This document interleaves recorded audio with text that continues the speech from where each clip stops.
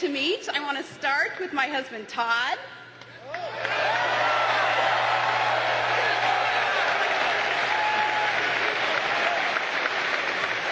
And Todd and I are actually celebrating our 20th anniversary today, and I promised him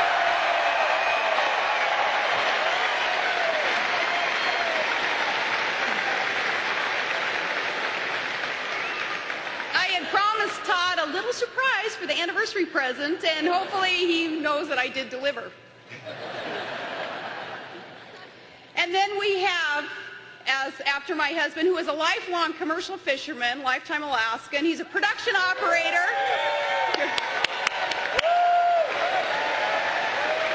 Todd is a production operator in the oil fields up on Alaska's North Slope, and he's a proud member of the United Steelworkers Union, and he's a world champion snow machine racer.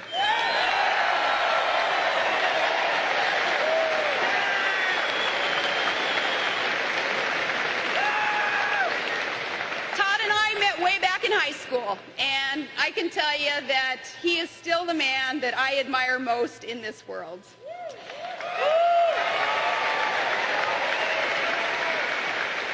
Along the way, Todd and I have shared many blessings, and 4 out of 5 of them are here with us today.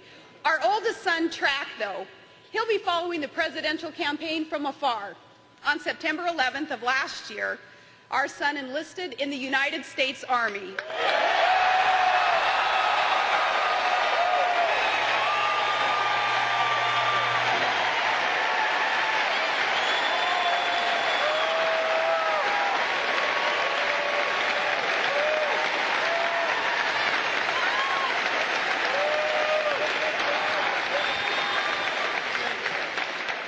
Now serves in an infantry brigade, and on September 11th, Track will deploy to Iraq in the service of his country, and Todd and I are so proud of him and of all the fine men and women serving this country in uniform.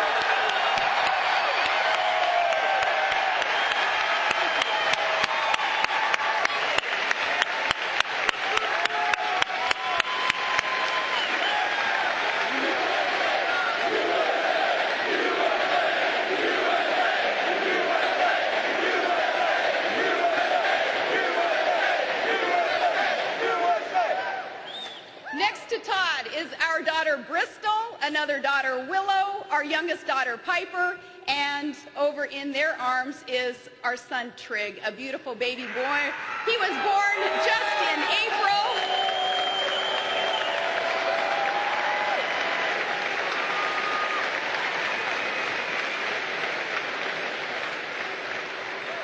His name is Trig Paxton Van Palin. Some of life's greatest opportunities come unexpectedly, and this is certainly the case today. I never really set out to be involved in public affairs, much less to run for this office. My mom and dad both worked at the local elementary school, and my husband and I, we both grew up working with our hands. I was just your average hockey mom in Alaska.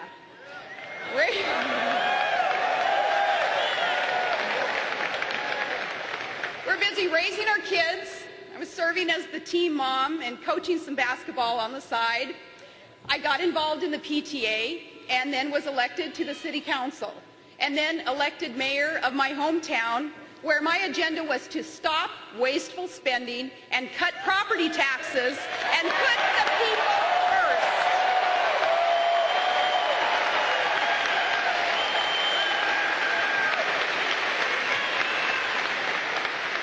I was then appointed ethics commissioner and chairman of the Alaska Oil and Gas Conservation Commission.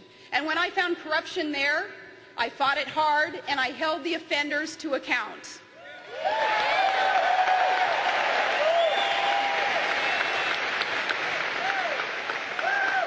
Along with fellow reformers in the great state of Alaska, as governor, I've stood up to the old politics as usual, to the special interests, to the lobbyists, the big oil companies, and the good old boy network.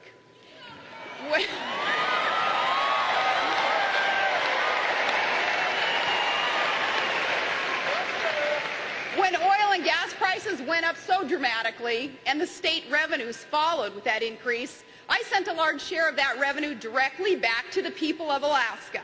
And we're now embarking on a $40 billion natural gas pipeline to help lead America to energy independence.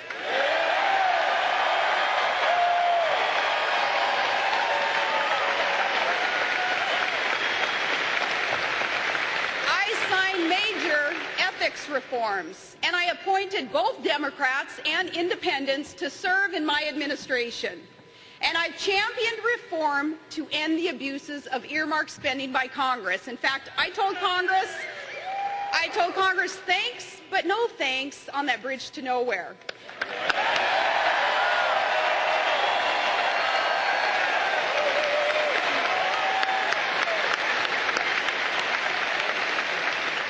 If our state wanted a bridge, I said, we'd build it ourselves. Well, it's always, though, safer in politics to avoid risk, to just kind of go along with the status quo. But I didn't get into government to do the safe and easy things. A ship in harbor is safe, but that's not why the ship is built. Politics isn't just a game of competing interests and clashing parties. The people of America expect us to seek public office and to serve for the right reasons. Profiles and courage, they can be hard to come by these days. You know, so often we just find them in books. But next week, when we nominate John McCain for president, we're putting one on the ballot.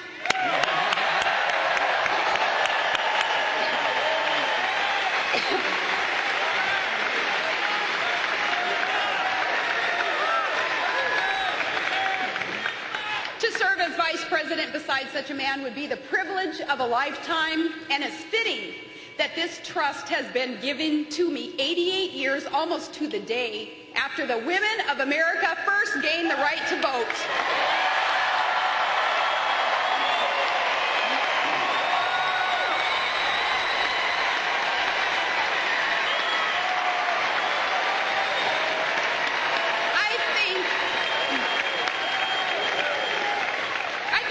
Today of two other women who came before me in national elections. I can't begin this great effort without honoring the achievements of Geraldine Ferraro in 1984, and of course, Senator Hillary Clinton, who showed such determination and grace in her presidential campaign.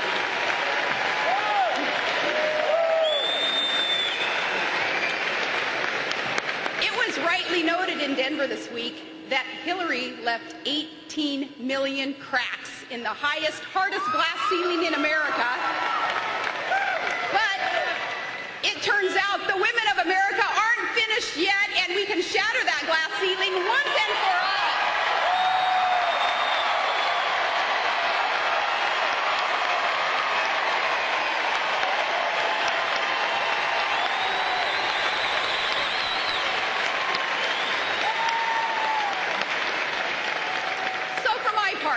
The mission is clear. The next 67 days, I'm going to take our campaign to every part of our country and our message of reform to every voter of every background, in every political party or no party at all. If you want change in Washington, if you hope for a better America, then we're asking for your vote on the 4th of November. My fellow Americans, join our cause.